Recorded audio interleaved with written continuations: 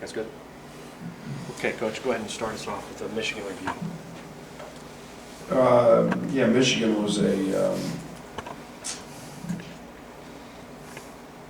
unique game to rewatch from the standpoint that I felt after the game that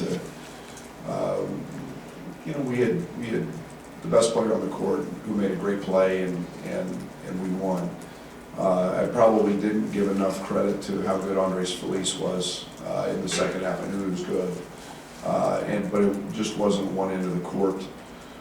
In a night that obviously we were 4 of 16 with G and Cove, and then the value of DeMonte Williams in that game was incredible. So Trent was off to such a good start in that game and was really. We got off to a great start offensively. We probably missed him more defensively because he was doing such an incredible job early on Xavier. So, but it was a hard-fought road win. We're sure the heck not going to give it back. But we didn't play great. We didn't play with the kind of the same energy and pop we had earlier in the week at Purdue. But again, Iowa wouldn't let us go home with a loss. So I'm glad he's on our side, and now we turn around and get a team in Minnesota who might have 2 of the best players in our league. So glad to get through last week, and we did it. Playing great one night and not so good the other, and that's what happens in 20 games in conference play. You got to find a way to win those games, and we were able to do that. Minnesota, like I said, has got 2 of the 5 best players in the league, I think. And Marcus Carr's been terrific at the point, and Oturo, I've said, is the most improved player in the country, and his offensive talents are not limited to anything. And he's a very, very good rebounder. He's a very good shot blocker, and he's scoring in a lot of ways. And then when you combine that and surround them with 2 perimeter shooters, and Kalsher and Willis, makes for a very, very good offensive basketball team. So we'll have our hands full defensively tomorrow night. How much of a difference has Carr made for them, where maybe last season Coffey was kind of put into point forward? He's a true point. I mean, he's a true point, and he's a guy that he puts so much pressure on the defense. He can do it with the bounce. He can do it going right. He can do it going left. You can't.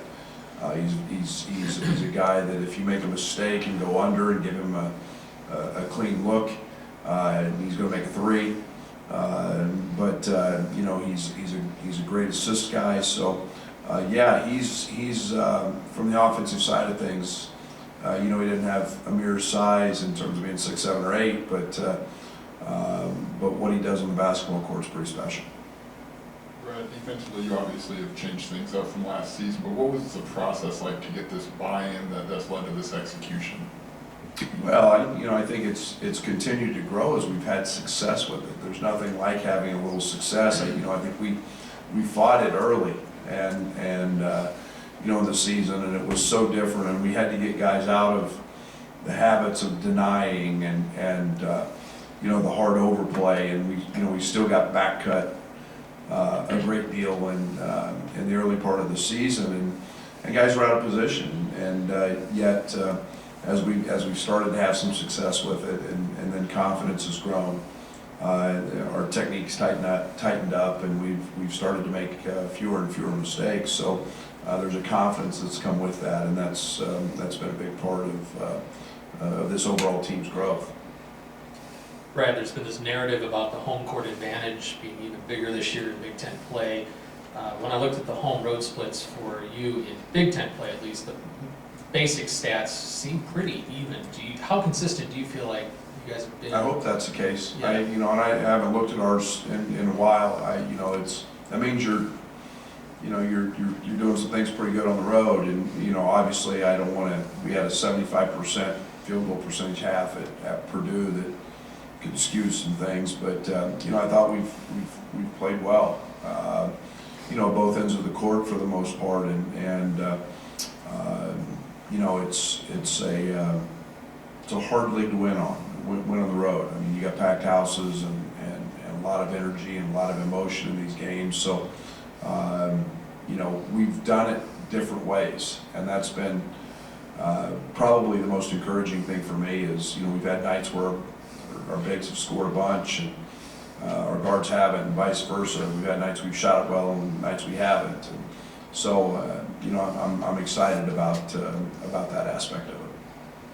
Brad, how has Andres' role evolved this year, and how underrated is his responsibility that you give him, having to guard ones and twos and threes and being your primary ball handler? Yeah, he's very cerebral as a player, and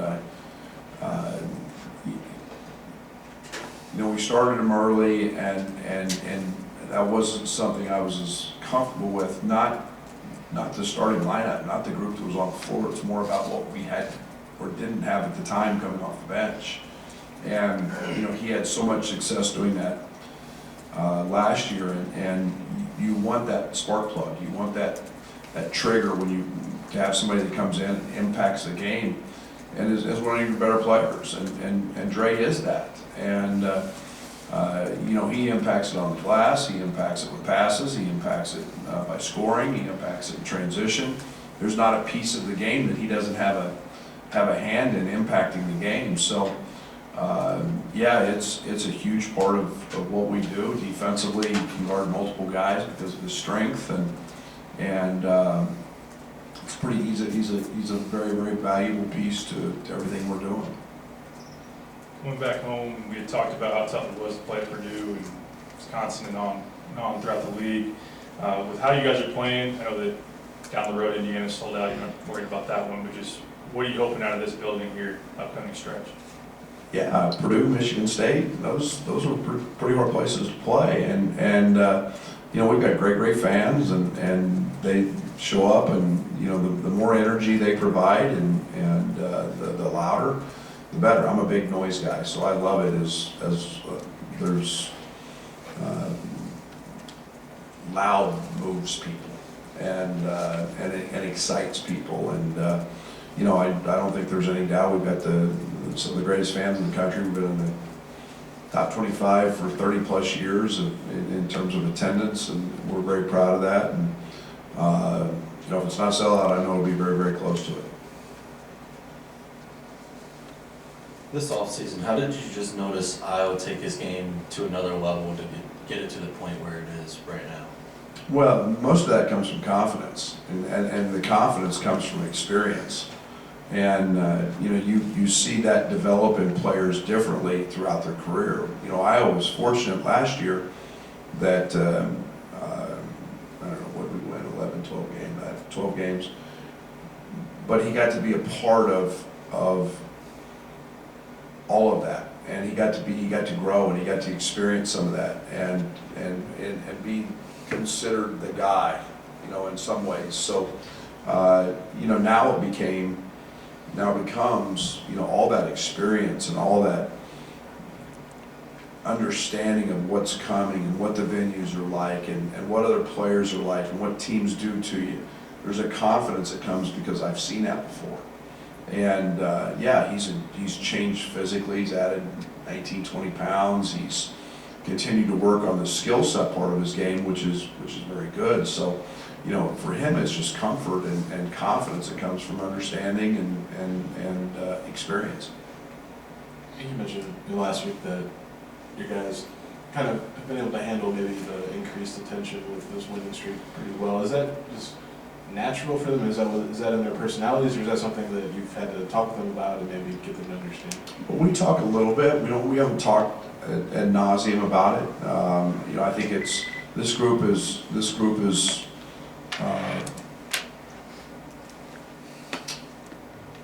I want them to have their personality. I want them to be able to express who they are and do that. And I think this group has a sense about us that's.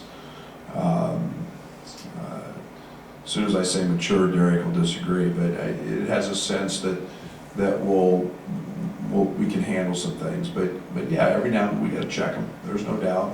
And you know, it's like we tell them all the time. Don't believe everything you read on social media. Don't believe everything you hear on social media when it's bad, good or bad. So you know, we're in there a little bit, but not. We don't have to be too much. So Saturday in the media conference in Michigan, the first name, once you started talking about the game, the first name out of your mouth was DeMonte Williams. And I'm wondering where that comes from and what you're seeing out of him, especially on the defensive end of the floor, that just makes him so valuable. Well, he's 6'3", he's got close to a 7-foot wingspan, and we asked him to guard 5 men at times, and 4 men at times, who are 6'9" or 6'10".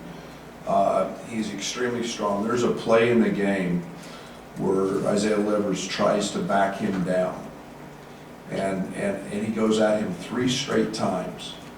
And DeMonte's got an arm bar up and is wedged, and I mean wedged, low and aggressive, and Livers hits him 3 times and doesn't move him. And that I have tremendous appreciation for, because a lot of guys will either cave and let him go, okay, but to do that 3 times, there's some toughness, there's some grit, and physically he's capable of doing that.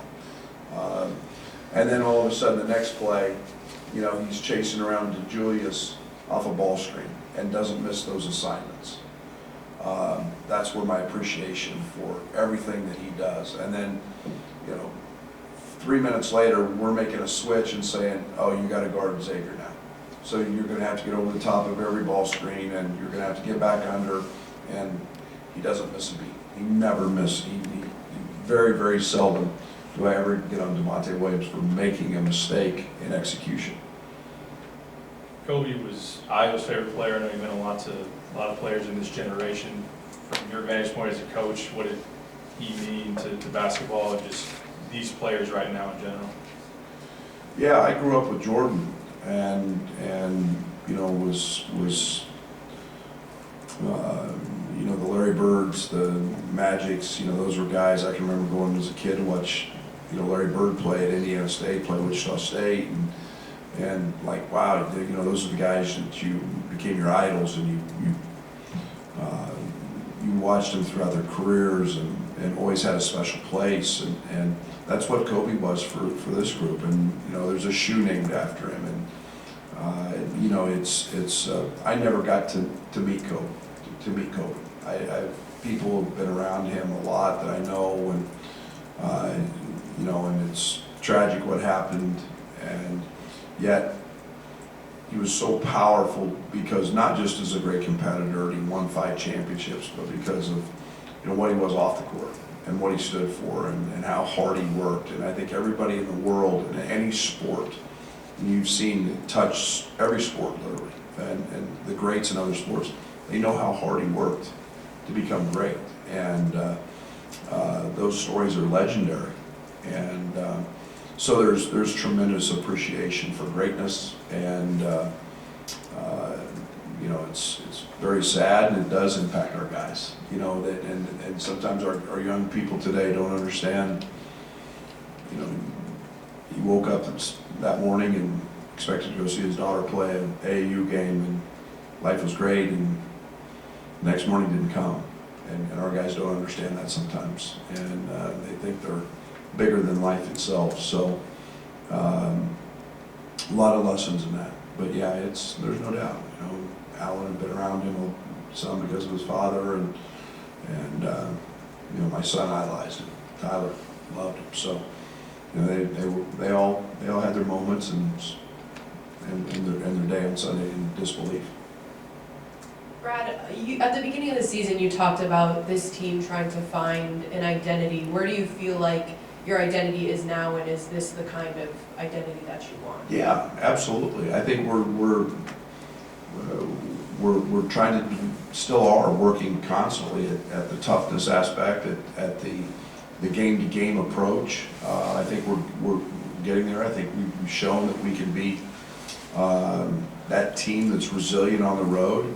And then I think we're a team that doesn't have to have a certain way to win. That I'm excited about. We can sit down and guard and be great. You know, you look at our numbers statistically, one of the best defensive teams in this league. that's where we want to be. And, it all goes back to what I've said this spring, we're trying to find a way to win on the road when the ball doesn't go in. And we've found a way to do that some. And that's a toughness and a culture that I hope never leaves.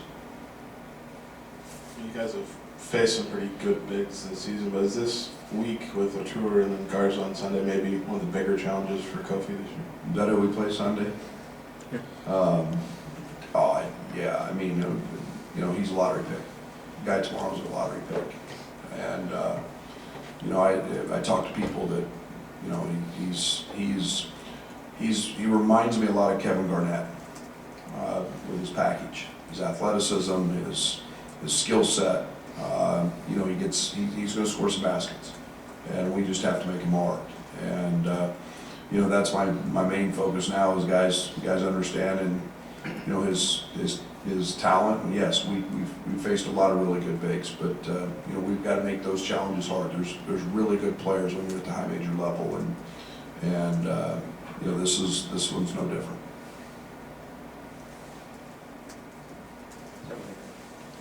See you guys tomorrow.